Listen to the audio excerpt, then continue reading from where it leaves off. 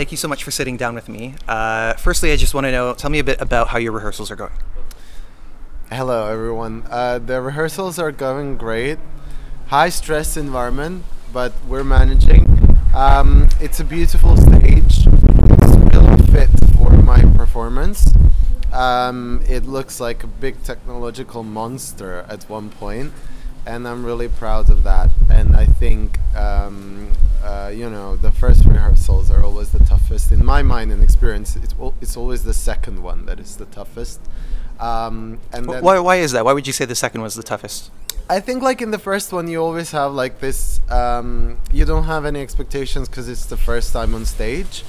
But the second one, you already think everything's going to go well, and they usually don't. So you kind of get even more frustrated. And then the third one, miraculously, everything is fine. Miraculously, you say? I mean, we don't sleep, but miraculously. Our performance is kind of really complex.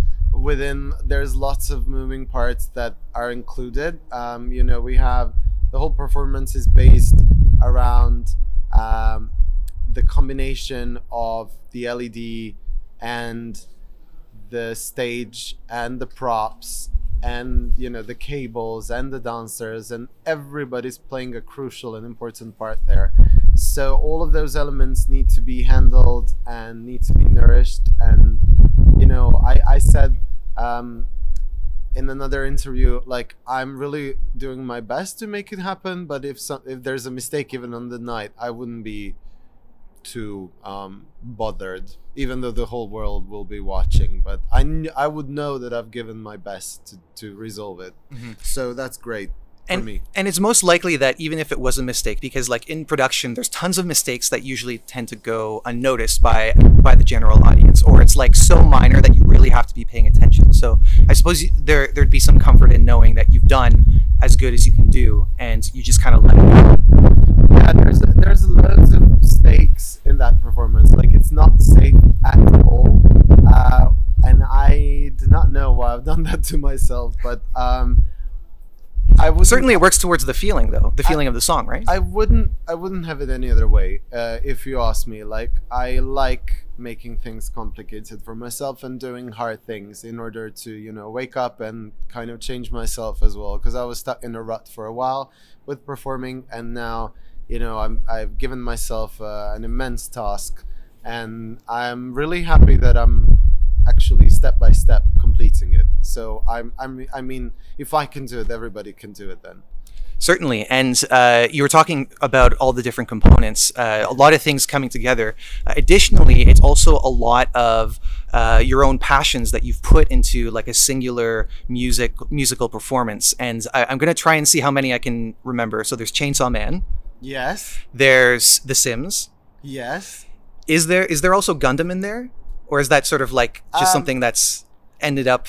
Because I'm talking about the creature in the background. Maybe, yeah. I mean, with like the robot on stage, we tried to make it massive and scary, but also not that scary. If you ask me, my aesthetics is a bit more bloody, so I would like to make it even scarier, more like a slasher film.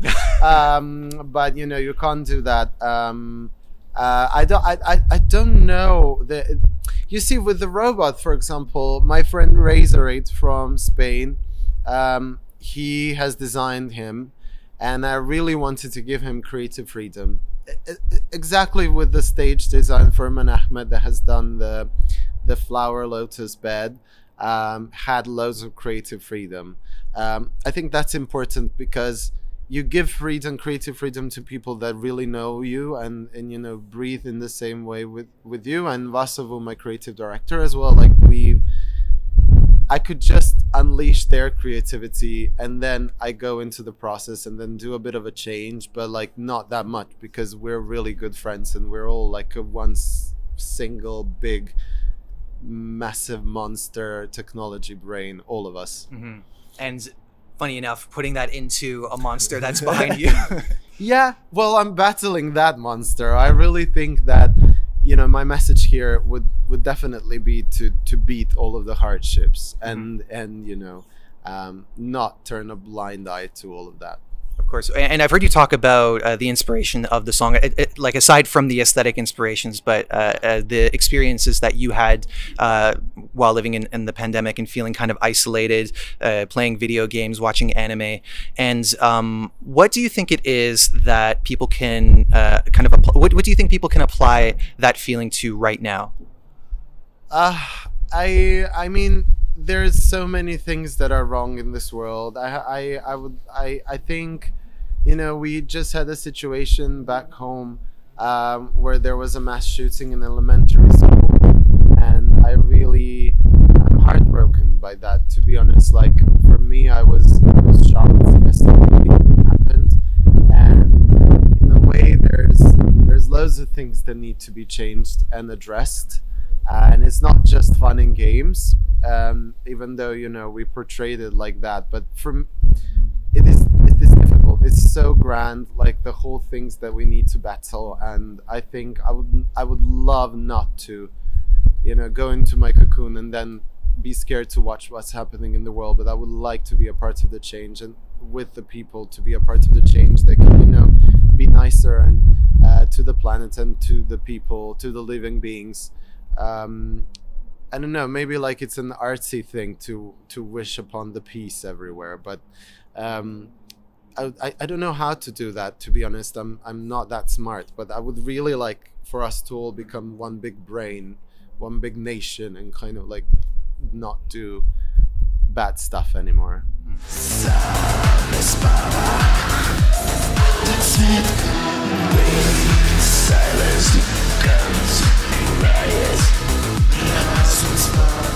One thing I've heard a lot from people who have been following Eurovision and who really like your song is that they feel seen by you. And that could be simply because of your various aesthetic choices. I heard somebody say that you represent the weebs. So, I mean, you say that you don't feel that you're that smart in order to I don't know, like enact the change that you want to see, but at least like you can inspire other people to do so, don't you think? Well, let me finish this performance. If I don't give up and go through it, then I can be inspirational. Yes, I think I am really grateful to kind of be recognized within the small kind of number of people that like my music. The anime and video game fans and someone who feels disenfranchised. Definitely, I feel I would like to give them a massive hug that they might need, as I needed it before, maybe even now. But like, I enjoy going on Twitter, for example, and talking to the fans, because like they have this amazing sense of humor, which I really like. Nothing is that serious, to be honest. We need to joke around with each other and feel like we're all friends. So I'm really glad to be a voice of that kind of a community, because I love them. Well, they definitely love you, and there are a lot of people who are hoping that you can advance to the final and get a great score. For you, because I know that there's a lot of expectations that are put onto artists, but for you, what would be the best possible outcome of participating in Eurovision? I don't know. I don't really think about any numbers, but I would really love to go into the finals. Definitely, I think all of us artists would like to go, but you know, it's not just up to me. Like, I can do my 150% as much as I can give, but you know, sometimes it's the situation and the message, whether it's understood quickly in 3 minutes and then, you know, voted for in 2 hours, and there's loads of things that are going on stage, and I mean quite well with everything. So I really hope people